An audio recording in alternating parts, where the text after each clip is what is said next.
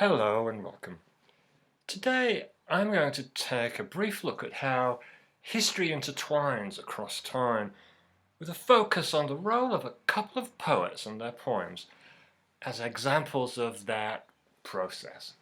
So first of all, we're going to go to Los Angeles in the United States in the year 2001. And then after that we'll move around and end up in wartime Leningrad in 1942. And so first to LA. The brilliant musician, lyricist, poet and author Leonard Cohen has just completed recording his first album in almost 10 years. It's called 10 New Songs. One of the new tracks is called Alexandra Leaving, in which Cohen, backed by producer and singer Sharon Robinson, voices a soulful lament about a woman, the Alexandra of the title, who it seems from the lyrics has packed her bags and is leaving her now full-on lover.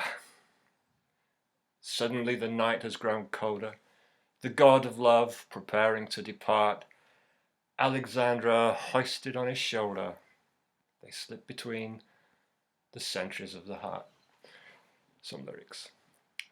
Leonard Cohen makes no secret that Alexandra Leaving was inspired by a poem called The God Abandons Antony by the Greek-Egyptian poet Constantine P. Cavafy. Leonard would tip his hat to Cavafy before performing the song at concerts. It's a poem about loss, but also letting go of that loss and the grief that comes with it. Leonard Cohen was deeply moved by this poem, written in 1911, and he was fascinated by the genius of its author. And its author was Constantine Cavafy. And he was born in Alexandria, Egypt in 1863 to Greek parents. Due to family circumstances, he lived in England from the age of 9 to 16, where he became familiar with the works of the likes of Shakespeare, the poet Robert Browning, and writer Oscar Wilde before his return to Alexandria. He was an industrious, serious and highly creative young man who actually worked in an anonymous bureaucratic job in the British-run Egyptian Ministry of Public Works. Outside the mundanity of his day job, though, he was an astonishingly brilliant poet. The author Edmund Keeley describes Cavafy as perhaps the most original and influential Greek poet of this century, that being the 20th century. I'll read The God Abandons Antony to you now. At midnight, when suddenly you hear an invisible procession going by, with exquisite music, voices, don't mourn your luck that's failing now, work gone wrong, your plans all proving deceptive. Don't mourn them uselessly. Say goodbye to her, to Alexandria, who is leaving. Above all, don't fool yourself. Don't say it was a dream. Your ears deceived you. Don't degrade yourself with empty hopes like these. As one long prepared and full of courage, as is right for you who were given this kind of city, go firmly to the window and listen with deep emotion, but not with the whining pleas of a coward. Listen, your final pleasure, to the voices, to the exquisite music of that strange procession, and say goodbye to her, to the Alexandria you are losing. That's from C.P. Cavafy's collected poems, translated by Edmund, Keeley and Philip Sherrard, and that's a copy of the book there. The god doing the abandoning here is Bacchus, otherwise known as Dionysus, and he is the household deity of the Roman general and politician Mark Antony. He's the guy in the poem. And he's the erstwhile friend of the now slain Julius Caesar and the lover of the celebrity royal Queen Cleopatra. Big story, Cleopatra and Mark Antony. So the poem is set in the year 30 BCE, when Rome is in the grip of a bitter civil war. Mark Antony and Cleopatra's navy has recently been badly beaten by Caesar Augustus's forces at the Battle of Actium in the Ionian Sea. Caesar is also known as Octavian and was formerly a very close friend of Mark Antony. And so all the battles have turned out badly for Mark Antony. He's now holed up in Alexandria and he's besieged by Octavian's forces. And as we know, it doesn't end well for Antony and Cleopatra, who both ended up committing suicide. In this poem, Cavafy imagines that the god Dionysus knows that the end is nigh for his patron, Mark Antony, and so he's getting out while he can. He doesn't have any loyalty. Antony has to accept that the end has come and that there is nothing he can do to change it. Summoning all his courage, he has to listen to the spectral music and voices, his final pleasure, and say goodbye. By the way, The God Abandons Antony is not the only Cavafy poem to be utilised by other artists. His poem, Waiting for the Barbarians, was the title of a 2019 action film starring Mark Rylance and Johnny Depp, among others.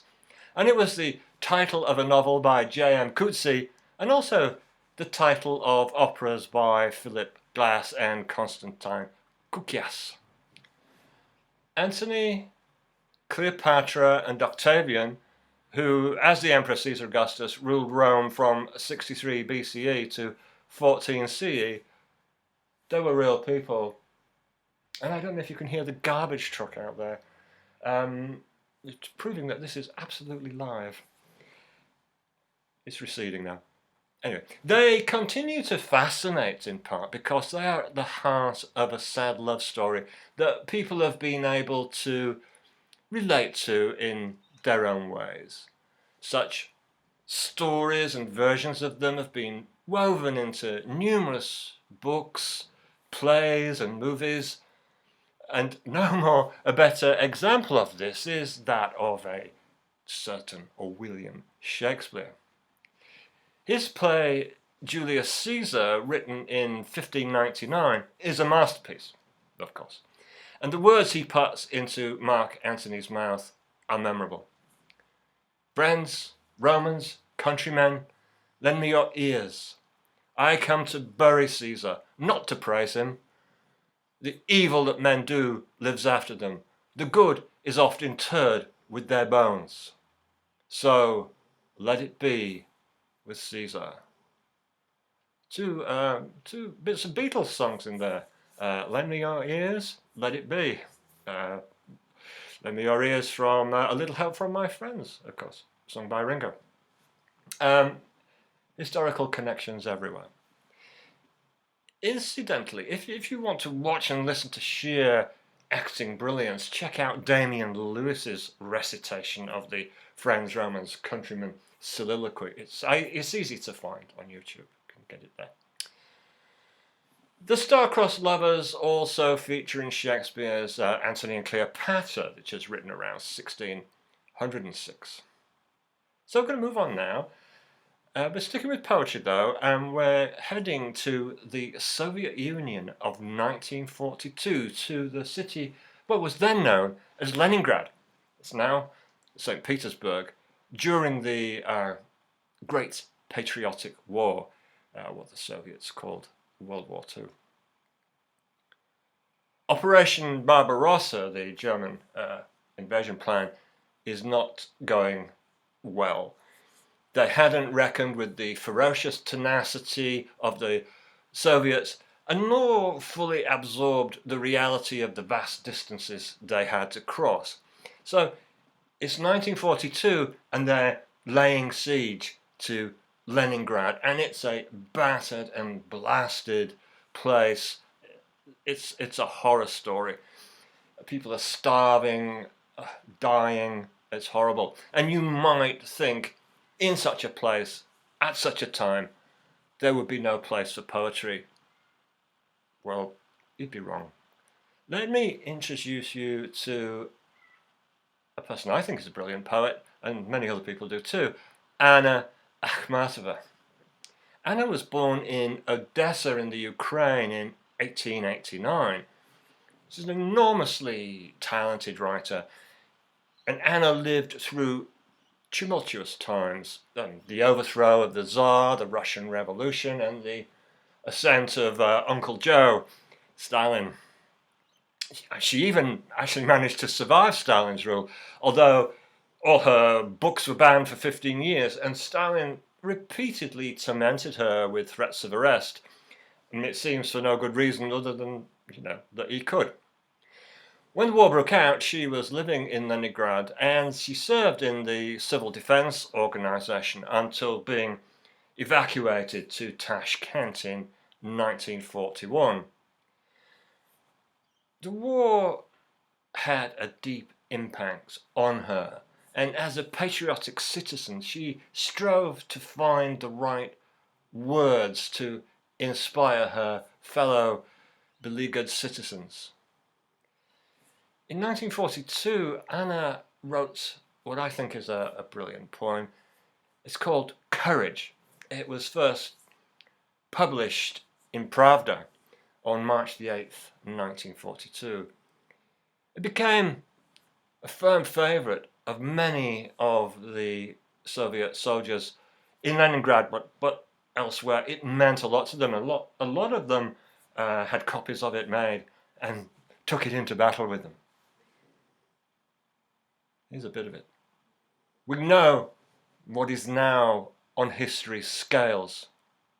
Our courage will not bend its brow, nor fears to die under the bullet's siege.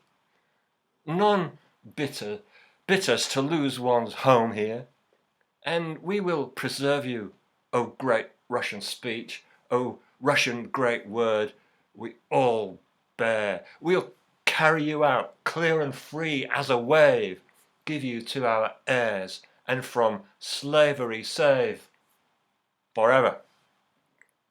According to the author Orlando Figes, the poem gave courage to the millions of soldiers who went into battle with its words on their lips.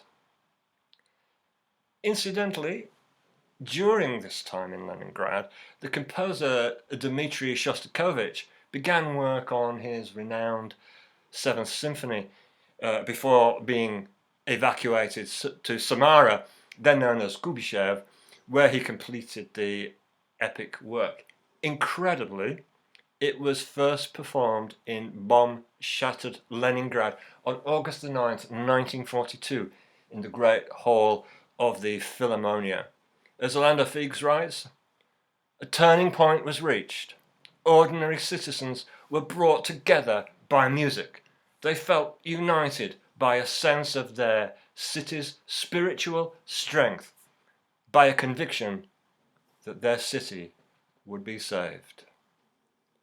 Figes also notes that August the 9th, 1942 was the very day when Hitler had once planned to celebrate the fall of Leningrad with a lavish banquet at the Astoria Hotel. The best laid plans of mice and dictators. I think it all goes to show the power of words and music. Thank you.